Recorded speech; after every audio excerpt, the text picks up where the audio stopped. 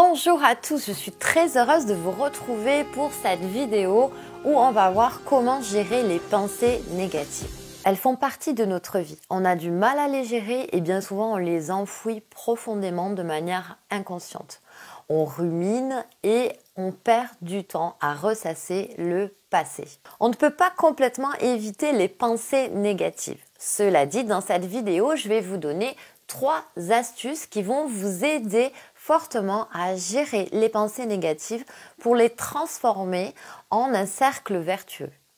Que la cause d'une pensée négative vienne de l'extérieur, d'un reproche qu'on vous a fait au travail, d'un projet qui a échoué dans lequel vous aviez mis du cœur, que ce soit également les circonstances actuelles qui sont anxiogènes, le stress d'une journée de femme, les enfants, le travail, le mari.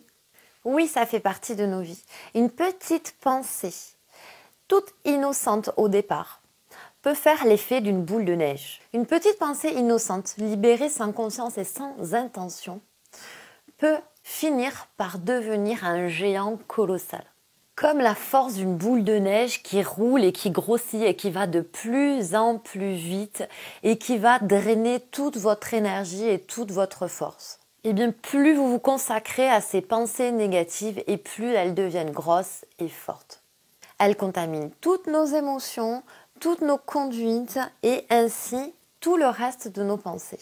Elles affectent les filtres que l'on utilise pour traiter l'information. De la même manière que c'est difficile d'arrêter une grosse boule de neige qui a dévalé toute la montagne, eh bien ça va être difficile d'arrêter une avalanche de pensées négatives qui grossissent, qui vont de plus en plus vite. Pour ne pas que vous utilisiez plus de force encore en laissant grossir cette boule de neige, la stratégie du coup qu'on va devoir adopter pour gérer nos pensées négatives, c'est d'intervenir le plus tôt possible. Ne pas avoir à faire de gros efforts finalement pour avoir le même résultat.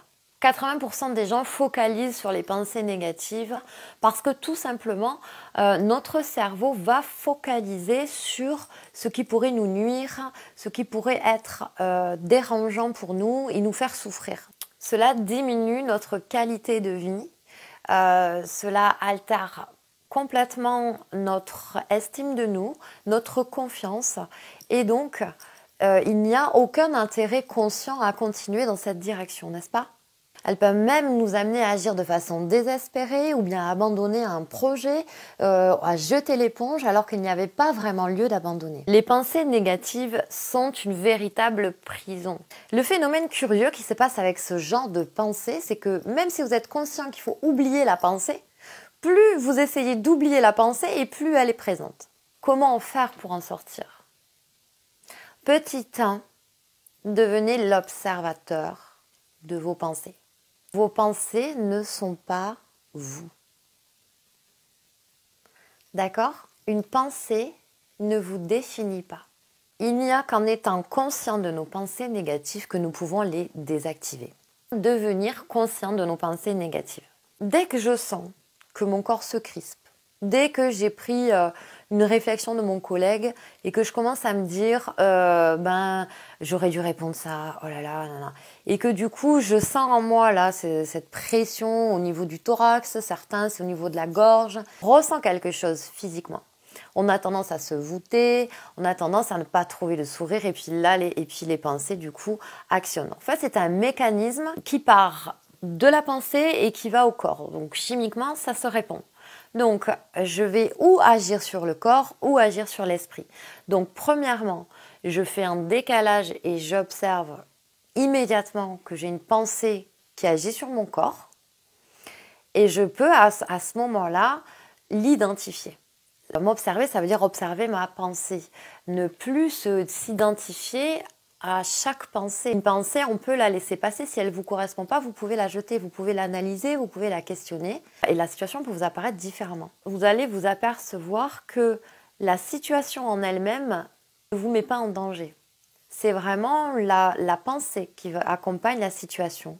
Donc rien que le fait de prendre du recul et de remettre les choses de manière objective, sans l'émotion qu'a engendré la pensée, déjà c'est une étape primordiale. Pourquoi nous n'avons pas conscience de nos pensées? Parce qu'en fait, ce sont des schémas qui sont automatiques. Et c'est tellement automatique que c'est inconscient. La différence entre l'inconscient et le conscient, c'est que dans l'inconscient, c'est tellement automatique qu'on ne s'en rend pas compte. Comme quand vous conduisez une voiture et que vous êtes arrivé à destination sans même vous en rendre compte. Les pensées sont faites de la même façon. On a tellement cette habitude de penser qui peut être négative et nocive que nous avons du mal à les repérer. Et tout le travail va être de les repérer. Donc la deuxième chose à faire, c'est de réenvisager les questions que vous ruminez. Questionnez-vous. Est-ce que c'est vrai? Est-ce que c'est bien vrai? Prenez du recul et demandez-vous, est-ce que dans la situation que je vis actuellement, je suis vraiment nulle? Par exemple, si on prend cet exemple-là, je suis nulle, j'ai pas réussi, je suis bon à rien, je n'ai pas réussi à faire ça ou ça, je suis bon à rien. Bon, est-ce que c'est vrai? Est-ce que c'est vrai? Posez-vous la question 3 fois minimum. Est-ce que cette pensée-là est vraie? Est-ce qu'elle est vraie à 100%? Est-ce qu'elle est vraie à 200%? Et est-ce qu'elle est vraie à 300%? Et en général, la réponse est non. Donc là, vous allez pouvoir vous extraire de cette pensée. Vous réenvisagez la situation d'un autre point de vue. La troisième technique qui est géniale, c'est de la réenvisager, et d'immédiatement y mettre l'opposé. Je suis nulle, j'ai pas réussi à faire ça, pour reprendre l'exemple. Rayez l'idée, même vous pouvez vous mettre l'image mentalement, rayez cette idée et remplacez-la immédiatement par quelque chose de positif. Eh bien, cette fois-ci, j'ai fait des erreurs. Il n'y a que en faisant des erreurs que je vais apprendre. Et je ne repars pas de zéro puisque j'aurai appris déjà toutes ces choses-là. Et la prochaine fois, je ferai mieux. Et ça va contrebalancer. N'hésitez pas à casser ces pensées qui vous parasitent. Et ne reprenez pas le monologue. Laissez ensuite tout ça de côté et passez à l'action. C'est le troisième point, vous pouvez passer à l'action directement après pour vous mettre quelque chose de positif. Que ce soit écouter une musique qui vous plaît, lire quelque chose qui vous fait du bien, regarder une vidéo qui vous fait rire, mettez votre corps en action. Vous pouvez également sautiller sur place, aller faire du sport, passer à autre chose de manière active. Faites une action qui vous fait plaisir. Je vous donne un petit bonus que vous pouvez faire également, c'est écrire. Ça marche extrêmement bien pour moi.